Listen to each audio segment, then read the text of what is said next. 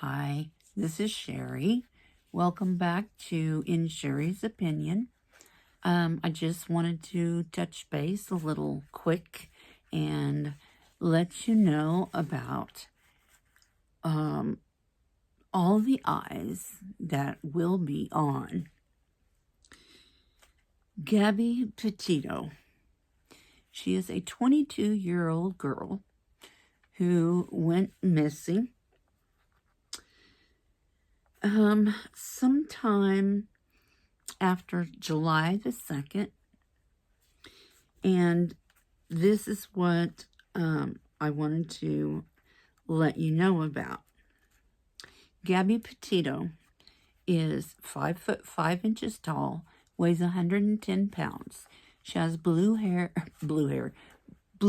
eyes, blonde hair, and she is young, beautiful, energetic, very adventurous, and she grew up in New York. And approximately 2 years ago, she met a guy, and subsequently, at some time, moved in with him in Florida. Now, these two decided that they wanted to take a road trip, see the world, something that we all dream of being able to do. So they bought and refurbished a 2012 Ford passenger van and turned it into a camper where they could sleep and eat, make a few meals to save money on their travels. Now, they went to New York to visit her folks, and decided they would leave from there on this grand adventure. They left July the 2nd, and everything seemed to be doing well until August the 12th. They had a disagreement that turned out to be reported as a domestic violence call. They had gotten into an argument, and when the officer spoke to the witness, which was a man named Christopher, he wrote out his incident report, or his eyewitness report. The police officer tried to get the couple in the van to stop. They were unable to get them to stop appropriately. They were going at extreme speeds. They hit a curb before they pulled over.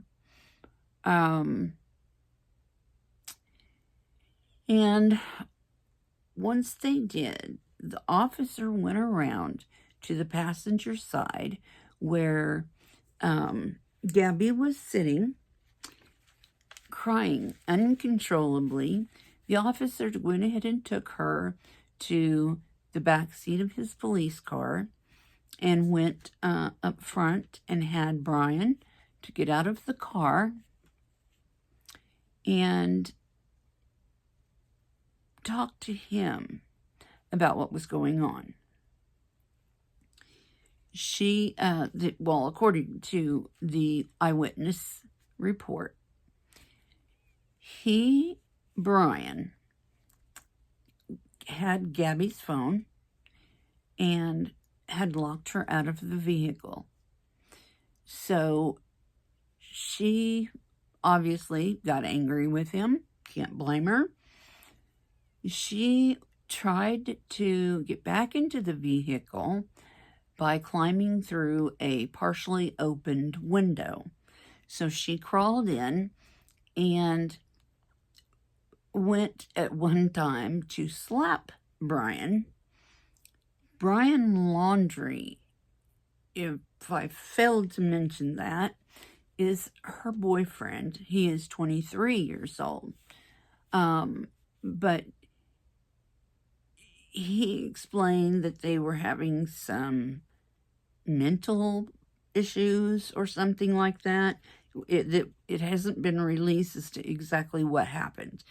But, like I said, he was speeding. He was all over the road. Once they hit the curb, he was then stopped. He finally stopped.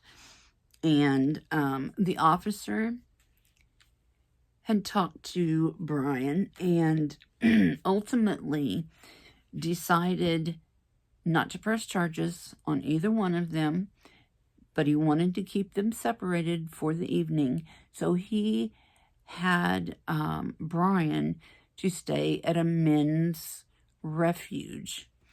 I guess it would be like a domestic shelter for women, but only this one was for men. Didn't know they had those, but it's good to know that they do. Because it's not always the women that are the victims. Sometimes men are the victims too. But that being said, Gabby spent the night in her van.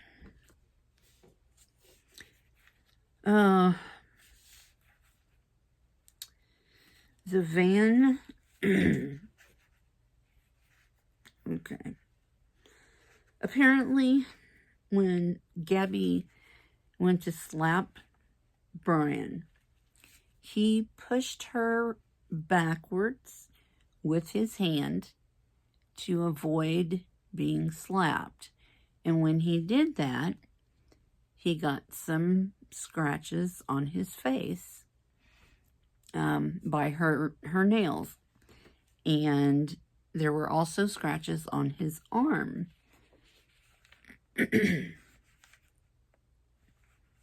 And like I said, the officer, instead of charging either one of them with a domestic violence charge, he put it down as a, where did I write it?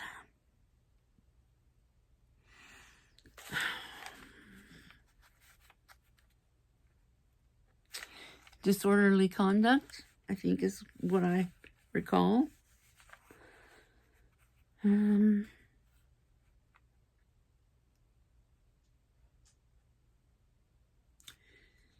Okay.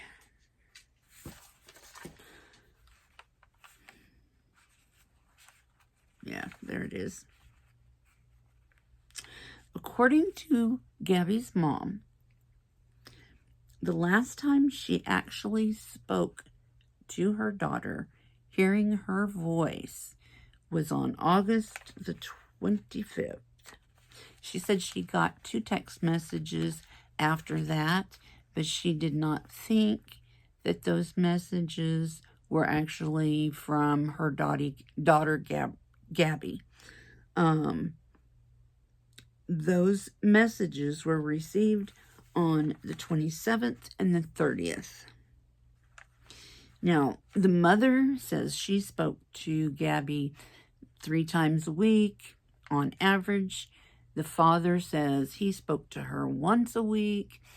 And the brother, being that they're of a younger generation and they have more social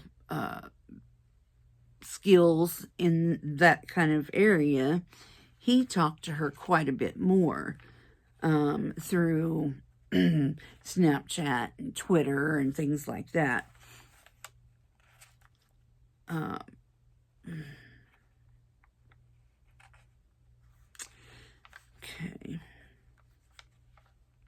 after the last text message on the 30th that she received, the mother received from Gabby's phone, she did not believe that it was Gabby.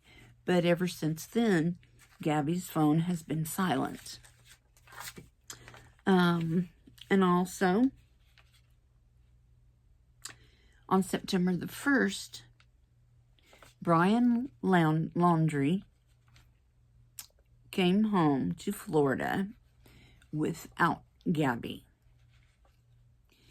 There has been many attempts by officers, and I'm assuming by Gabby's family, that they wanted to speak with Brian. Brian's family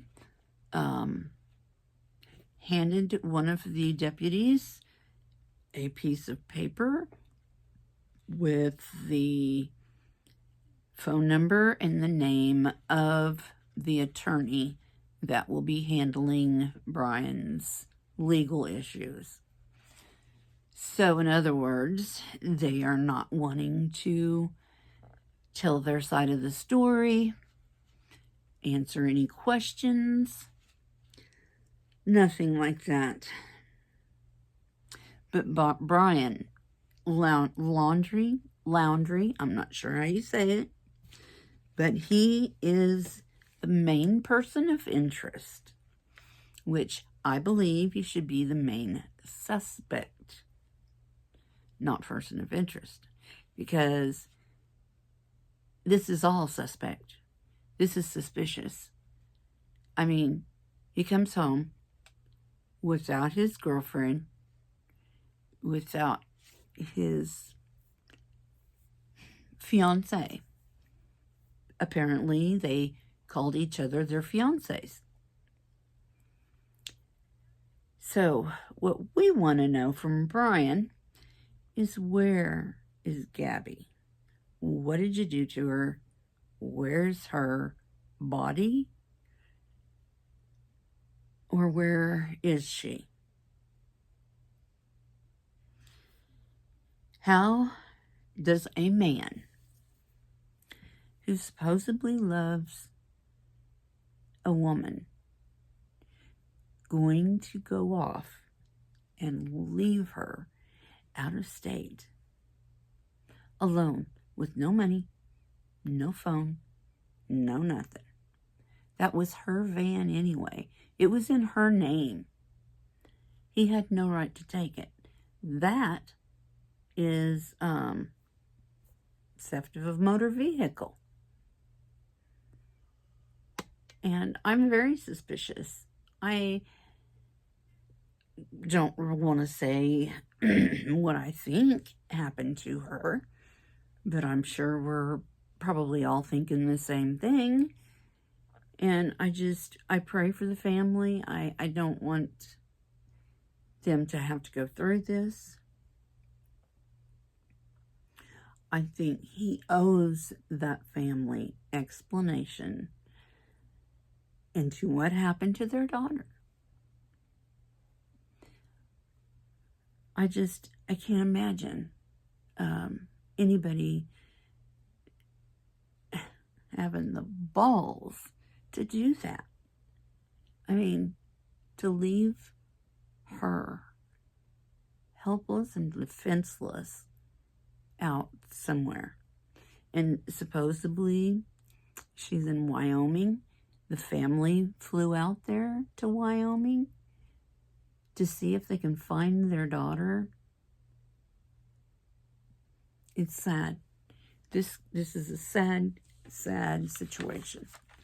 And there is going to be a lot of eyes on this. And it won't go away, Brian. It will not go away. So you need to go in and you need to start talking.